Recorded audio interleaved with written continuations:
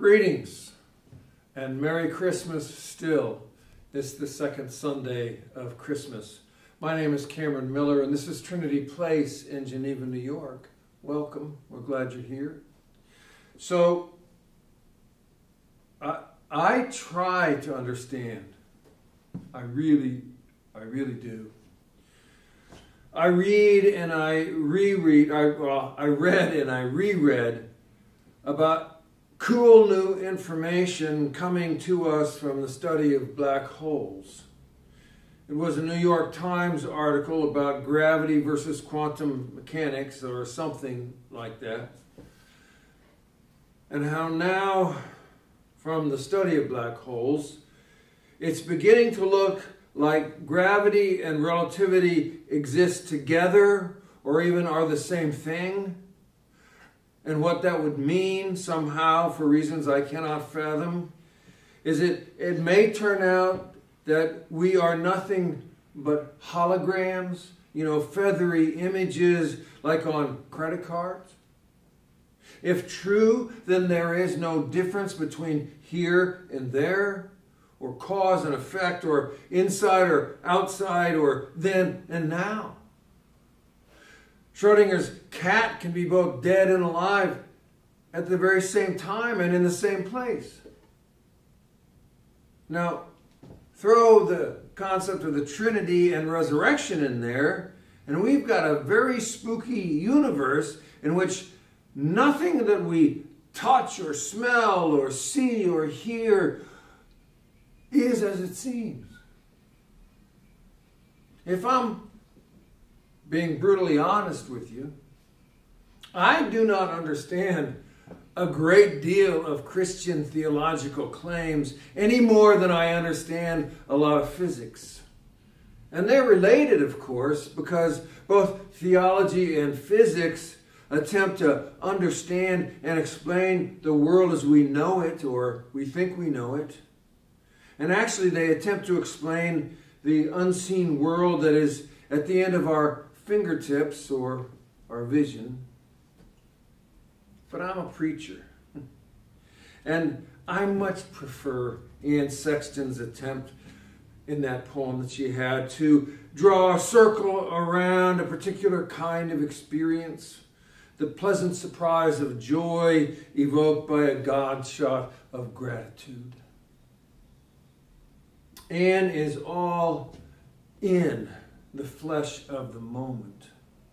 Even if we are only holograms and this is actually then rather than now, it is the flesh of the moment and having skin in the game that tells us we're alive and that God is in the moment with us.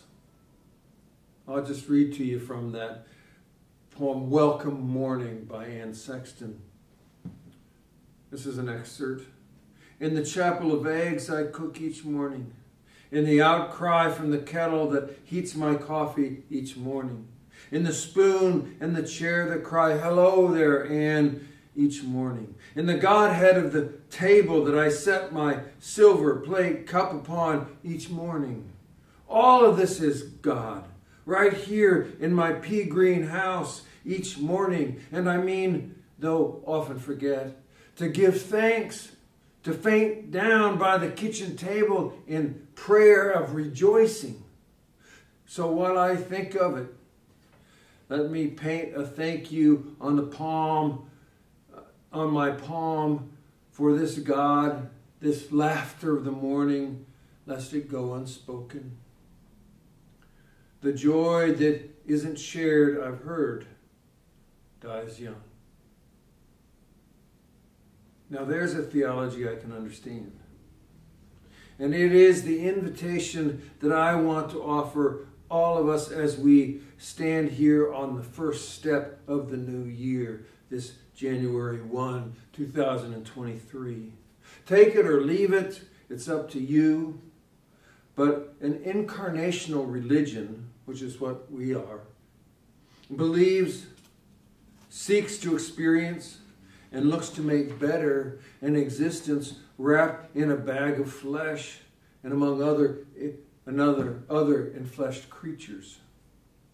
Incarnation, as I said on Advent 4, means simply in the body. It isn't only Jesus that is incarnate. We are all incarnations. We are in a body, and in a body with God, and we walk or limp or crawl through this life with God in the body with us. God with us in the body, Emmanuel. And it is in those moments when we suddenly, more often than not, out of nowhere, experience God in this body with us, that we are jolted with joy. And it happens more often than not as we sort and live through the ordinary crumbs of experience, living out our most ordinary lives. And that's why names are important, which relates, of course, to the other reading today from the Gospel. We name people, creatures, and things because it places us in relationship to them. Black holes and holograms aside, the unnamed is really and truly the unknown. Ancient people understood the power of names, and they gave one another names that meant something. You know, like Emmanuel, God with us. My dog is named Rabia, after Rabia of Basra, a 5th century Sufi mystic. That Rabia was named Rabia because in Arabic it means fourth, and she was the 4th daughter. My Rabia is my 4th dog. Trinity Place was named because it was Trinity in a different place. Before we worshipped and lived here in this space as a community, Trinity was only known as the building up on 520 South Main Street in Geneva. So when we started worshiping here in an old wine bar, while still owning the building up there, we distinguished this place as Trinity Place. And the name mattered. And the name stuck. And names can be like that. Powerful and pointing to properties and characteristics we may not even have intended. My full name is Robert Cameron Miller, named after my dad, who was Robert, and with a Scottish name in the middle that points to my heritage. And when I was a boy, even though my family called me Cam, my father's peers and friends would call me Little Bob. And when I went away to camp one summer, I told everybody my name was Bob. And that's what they called me. I liked that idea of being a little version of my dad. But his name never quite fit me. Besides, Robert Miller is about as generic as John Smith, and there seem to be lots of Robert Millers with long history of credit and legal problems. We can long for certain names that don't fit, and we can go by names that other people gave us that do not fit. But it's important that we get the right name, the one that fits us, for whatever reason the power of that name holds for us. Now the name Jesus is Latin for the Greek name Jesus. Jesus, instead of Jesus, became the norm of Christianity because Christianity became Romanized, and Latin, of course, was the language of the empire. So the meaning of the name Jesus now includes the colonial nature of a religion swallowed by an empire. But neither the Greek Jesus nor the Latin Jesus was his name. Jesus had a Hebrew name, not a Greek or a Latin name. But and the Hebrew name was Joshua. But since there's no J sound in ancient Hebrew, it was Yeshua, Yeshua. And like all names, and especially all ancient names, Yeshua had a meaning. It meant God saves. Or more precisely, Jehovah is salvation. It's impossible for us to ever know what the name Yeshua meant to Jesus. A lot of people in his generation had that name. a lot of people before and alongside him were named God Saves. A lot of people before, after, and with him believed that, in fact, God does save.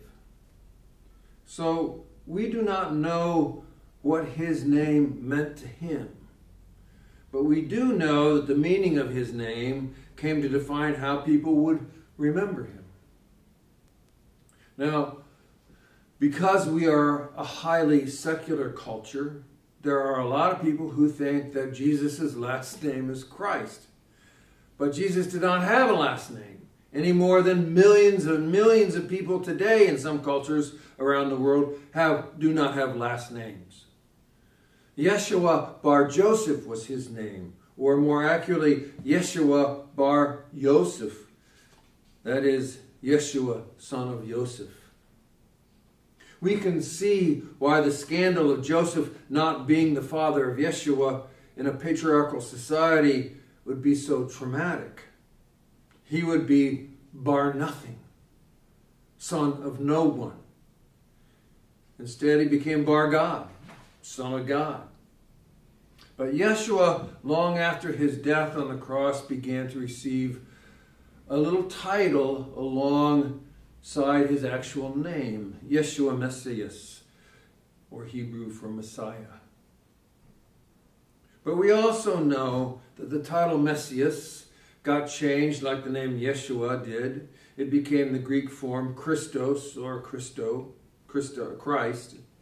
So Messias means in Hebrew literally anointed one. And when we say Yeshua Messias or Jesus Christ, we mean them as synonymous. In our world, to say Jesus is to say Christ, and to say Christ is to mean Jesus. That's because the Roman Empire spread, inspired, converted, and coerced that version of Christianity all across the globe until you and I and most of the modern world took for granted that Jesus means Christ and vice versa. Even those who do not believe that Jesus means Christ know that those two are synonymous for Christians. Jesus or Jesus Christ is one heck of a powerful name because it's loaded to the brim with meanings. Even those Christians who reject Jesus as Christ or as God or as Son of God still have to contend with the power of his name. What is the meaning of his name for us? This is New Year's Day, a powerful day in and of itself. The first day of the new year, loaded with meaning, and I think a propitious moment to ponder these things. What is the meaning of your name? Does your name or what people call you fit? What's the meaning of the name Jesus?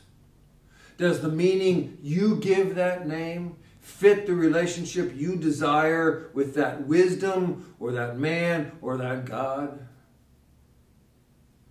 I invite and encourage us to ponder these things. Our own name and his, what they mean, whether the meaning fits and what we want them to be. As old as many of us are in this place, it's not too late to ponder these things. I like to imagine that if we do, we may just find ourselves incarnate. A moment of joy in which we experience God in the body with us. Emmanuel.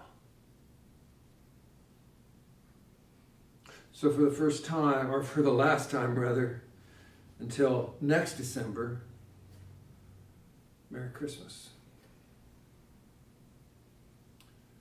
And peace be with you.